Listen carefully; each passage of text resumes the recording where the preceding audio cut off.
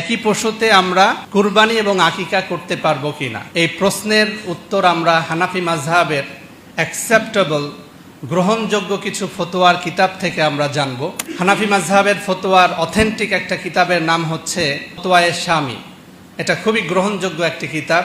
এই কিতাবের মধ্যে সেই বিষয়টা স্পষ্টভাবে উল্লেখ করা আছে, ওয়াকাযা লাউ আরাদা বা'দুহুমুল আকিকাতা আন ওয়ালাদিন ক্বাদ উলিদা লাহু মিন ক্বাবল লিআন্না যালিকা জিহাতুত তাকাররুবি বিশুকরি আলা নি'মাতিল ওয়ালাদ। কেউ যদি কুরবানি এবং আকিকার নিয়ত করে সেই বাচ্চার, যে বাচ্চা এই বছরে জন্মগ্রহণ করেছে কিংবা অনেক আগে জন্মগ্রহণ করেছে, এরকম বাচ্চার যদি একই পশুতে কুরবানি এবং আকিকার নিয়ত করে তাহলে জায়েজ হয়ে যাবে, কোনো সমস্যা নাই, সে করতে পারবে। আমরা যে আকিকা করি, এই আকিকা দেওয়ার কারণটা হচ্ছে বিশুকরি আলা নি'মাতিল্লাহি তাআলা।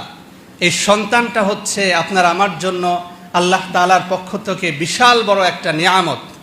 আল্লাহ তাআলার অনেক বড় একটা নিয়ামত হচ্ছে সন্তান।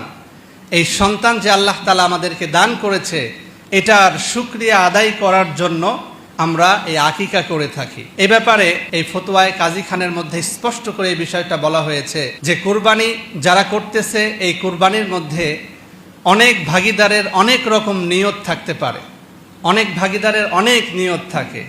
হতে পারে কেরান হজের কেউ নিয়ত করেছে, এটার হাদি হিসাবে শরিক হতে পারবে। যে কেউ যদি কুরবানি এবং আকিকার একটা পশুতে নিয়ত করে তাহলে জাযা আনিল কুল্লি ফি যাহিরির রিওয়ায়াত, সর্বসম্মতিক্রমে এই সমস্ত সুরতগুলো সবগুলোই জায়েজ আছে, কোনো সমস্যা নাই।